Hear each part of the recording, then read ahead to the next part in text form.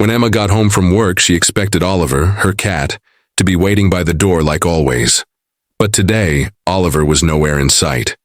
Instantly, worry set in. She began searching the apartment, calling his name louder and louder. When she finally found him curled up behind the couch and picked him up, her heart dropped. His nose was swollen to an unbelievable size. Alarmed, she rushed to get her keys. Emma had never seen anything like it. Oliver's nose looked inflated, like someone had blown air into it. A bee sting came to mind, but that didn't add up. Oliver had been indoors all day, and it was the middle of winter. There shouldn't have been a single insect around. Emma was panicking, but Oliver seemed perfectly fine. He didn't act like anything was wrong. Even with a nose that looked 10 times bigger, he appeared completely unbothered. "Oh my God, Oliver, what happened to you?"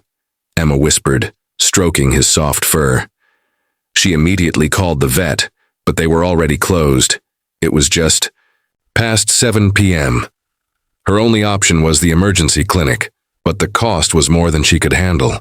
Ever since her boyfriend left, Emma had been struggling to manage her expenses on her modest income. She was forced to make a painful choice, spend almost everything she had saved on emergency care, or wait and hope he'd be okay until morning. Seeing how calm Oliver was, she chose to wait, even though it scared her. Cats are masters at hiding their pain. Emma promised herself she wouldn't sleep. She brewed a pot of coffee and prepared to stay up all night watching him. It wasn't ideal, but it was all she could think to do. Oliver, meanwhile, loved the extra attention from his favorite person, unaware of the worry behind it. He acted completely normal, eating, playing, purring, and dozing off in her lap. If not for the giant nose, Emma might have believed everything was fine. Still, her nerves stayed on edge. She just hoped she wouldn't be too sleep-deprived to drive in the morning. As soon as the vet opened, Emma made a call to book an appointment. Thankfully, they had a slot open in 2 hours. When she described Oliver's nose over the phone, the receptionist didn't sound too concerned. They'd seen cats with swelling before, but she didn't understand just how bad this was. When Emma walked into the clinic carrying Oliver, every head turned. The receptionist's jaw literally dropped. The swelling was far worse than she'd imagined. People around the room whispered to each other, their faces a mix of shock and sympathy. "Oh my goodness, I've never seen anything like this," the receptionist said, clearly alarmed. The vet was still in surgery and couldn't be disturbed, but the receptionist didn't want to leave them waiting. When Oliver tried to scratch his head, she worried he'd injure himself and quickly put on a protective collar. Oliver hated it, fighting to get it off, which only added to the chaos. The other pet owners in the room noticed and agreed Emma should go first. Her situation seemed urgent. Eventually, the vet finished his procedure and stepped out, noticing the commotion. He spotted Oliver's nose from across the room and immediately called them in.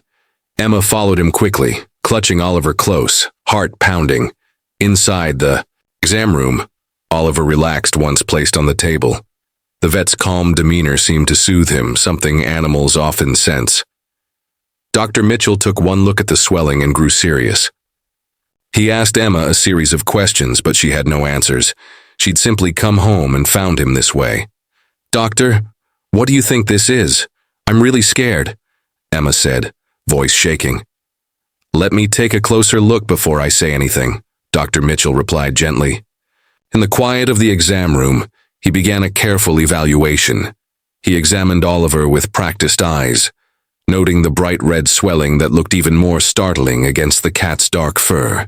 Gently, he turned Oliver's head from side to side, searching for signs of trauma, bites, or stings, but found nothing obvious. Emma stood nearby, anxiously watching every motion. Dr. Mitchell pulled out a small ruler to measure the area, jotting down the size. As he examined Oliver, he also monitored his reactions. Despite everything, Oliver remained calm, his green eyes tracking movements, but he showed no signs of pain. Dr. Mitchell palpated the swelling with careful fingers, checking for pockets of fluid or abnormal masses under the skin. His experienced touch was gentle and precise, and that helped Emma breathe a little easier. Oliver, normally a bit skittish, seemed to understand the importance of staying still. Throughout the entire exam, He didn't flinch, cry, or try to pull away. His calmness confused both Emma and the vet. Cats are known for hiding pain, but this didn't seem like an act. When the exam was finally over, Dr. Mitchell stepped back, thinking hard. "Well, Emma," he said thoughtfully, "there's no obvious injury or insect bite. The swelling is definitely concerning, but I don't think he's in any pain." Emma felt both relief and frustration. She was glad Oliver wasn't suffering, but no closer to knowing what was wrong. Emma still had no idea what was causing Oliver's swelling. Dr. Mitchell listed the tests they'd need. Blood work, x-rays, maybe even an MRI. Each word hit her like a punch. "How much?" she asked softly. The amount he named made her stomach twist. It was more than her rent. That night, Emma sat at her kitchen table, spreading out overdue bills and scraps of her budget. Skipping coffee, repairing worn-out shoes, cutting groceries. None of it came close to covering the cost. Oliver sat on the windowsill nearby, his swollen nose glowing softly in the setting sun. Later that evening, he curled up in her lap as she ran her fingers through his fur. "What am I supposed to do?" she whispered. Oliver's purr vibrated gently against her chest, warm and trusting. In the quiet lamplight, the swelling looked worse than before. Emma shut her eyes, overwhelmed. "I want to make you better," she said, her voice barely audible. "But I don't know how I'll pay for it." Oliver purred again, as if to reassure her, unaware of the weight pressing on her shoulders. When Emma woke the next morning, she knew what she had to do. She looked at Oliver, still curled in sleep, and felt a deep resolve. Her financial fears were real, but they didn't outweigh her love for him. She picked up the phone and called Dr. Mitchell's office. "I'll do the tests," she said, steady and certain. It wasn't a decision made with logic. It was love, louder than fear, stronger than worry. Sitting on the couch, clutching her phone, she took a breath and began calling the people closest to her. One by one, she shared the situation. Oliver's mysterious condition, the urgent tests, and the financial strain. Her voice wavered with each call. She wasn't someone who liked asking for help, but her desperation was clear. The replies were filled with kindness. Friends listened with compassion and reassured her. "You're doing the right thing, Emma," they said. With every conversation, some of the weight lifted. She wasn't alone in this. One of her oldest friends, Rachel, didn't hesitate. "I'll help pay part of the vet bills," she offered without pause. It was more than money. It was proof of the love surrounding Emma, the quiet strength of her support system. Rachel's offer brought tears to Emma's eyes. In the middle of her anxiety, it was a lifeline. As word spread, messages poured in. Others shared stories of their own sick pets, offering encouragement and advice. Emma read every word. Each story reminded her she wasn't the only one who'd faced something like this, and that helped. At Dr. Mitchell's clinic, Emma listened as he gently explained the next step. He gave Oliver a dose of anti-inflammatory medication. "This should bring the swelling down and make him more comfortable," he said with a calm that helped Emma breathe easier. He handed her a small bottle. "Keep a close eye on him. Any change matters." Emma nodded, already forming a plan. Back home, she set up a cozy space near the window. Every purr, every twitch, every bite of food became a clue in the puzzle. Oliver began his medication and nestled into his blanket. Emma sat beside him, watching his chest rise and fall. The medicine wasn't a solution, but it was a step. That night, for the first time in days, she let herself hope. The next few days tested her endurance. With no major change, Emma rode a wave of cautious optimism and lingering fear. She learned that treating a sick pet meant waiting as much as acting. At night, she barely slept, keeping vigil as Oliver dozed peacefully. Every tiny shift in his breathing filled her with both dread and relief. Then, finally, a breakthrough. The swelling began to fade. Oliver's whiskers twitched with ease. He began sniffing the room again, curious and alert. Emma felt lightness, returned to their home. But just as her heart began to settle, the swelling came back. It was worse than before. Emma stared at him in disbelief, heart sinking. The fear rushed back heavier than ever. We kindly ask that you like this video and subscribe to our channel. Your support means a lot to us. Thank you. As Emma continued monitoring Oliver, she started to notice other small, strange symptoms. His usual bursts of energy were sometimes cut short by sudden tiredness. Occasionally, he'd shake his head like he was trying to get rid of something invisible. These subtle changes deepened the mystery. Oliver's behavior didn't follow a pattern. One moment he seemed like his normal self. The next, he appeared unsettled and uneasy. Emma spent long hours trying to make sense of it, mentally replaying each incident, searching for meaning in the inconsistency. Frustrated but determined, she picked up the phone and called Dr. Mitchell again, describing every shift in Oliver's behavior, her voice a mix of urgency and hope. Dr. Mitchell listened with calm attentiveness. Though his tone remained steady, he acknowledged the growing complexity of the case. "We need to dig deeper into this," he said with serious intent. Driven by her deep concern, Emma began keeping a detailed log of Oliver's health. Each day she recorded everything: his appetite, how long he slept, even the times the swelling worsened or improved. Her notes became methodical, precise, and filled with quiet determination. As she carried out this new routine, her bond with Oliver only deepened. It wasn't just about care. It became a shared journey of trust and quiet understanding. Writing. She would talk softly to him, explaining her actions. "We'll figure this out, Oliver," she'd whisper, brushing his fur gently. Oliver seemed to sense her tenderness and responded in kind, often curling up beside her, purring like a steady heartbeat.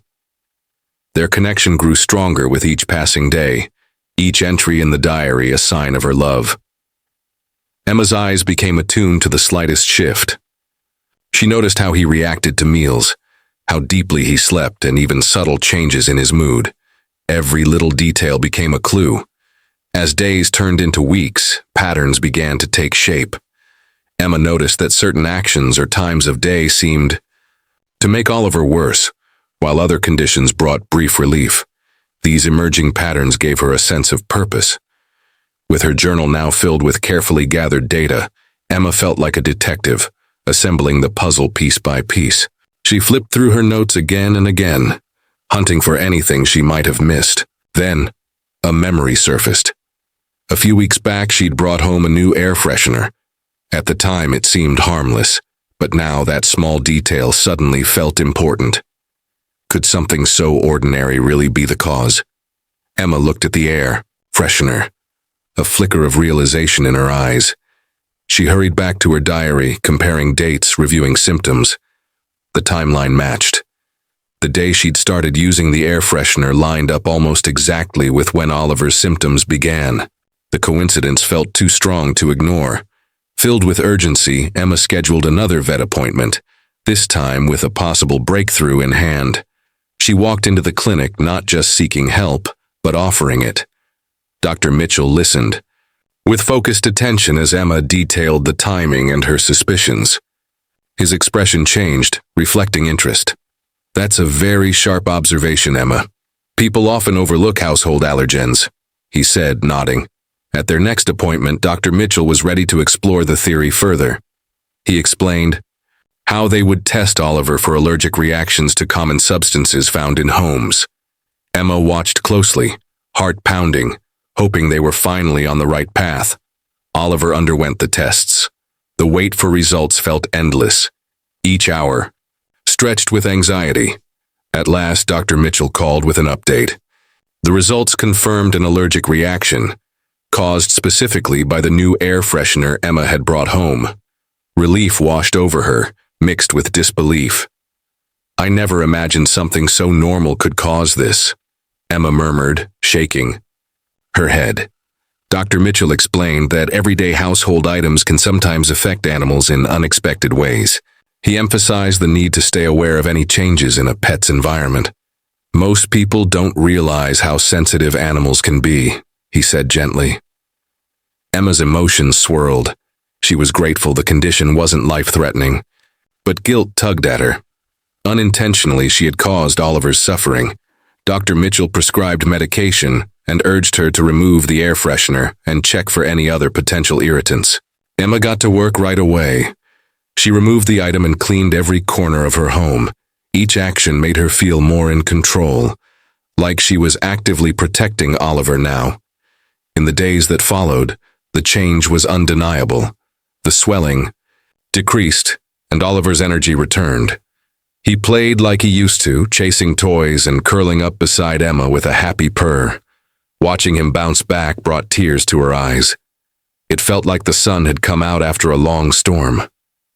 Emma reached out to those who had supported her. "I couldn't have done this without you," she told Rachel over the phone. Gratitude filled her voice. As Oliver healed, a new calm settled over their home. Their evenings became peaceful again, filled with soft purring and quiet companionship. The whole experience had been difficult, but it had deepened their bond. Emma now understood just how much love and responsibility came with caring for someone who couldn't speak their pain. It marked a fresh chapter, one built on empathy, awareness, and healing. Did this story touch your heart? Would you have made the same choice as Emma, risking financial hardship for your pet's health? Share your thoughts in the comments below. Don't forget to like the video and subscribe to the channel. Sometimes, the hardest choices we make are the ones that show just how deeply we love. Thanks for being here with us. We'll see you in the next story. Take care and have a beautiful day.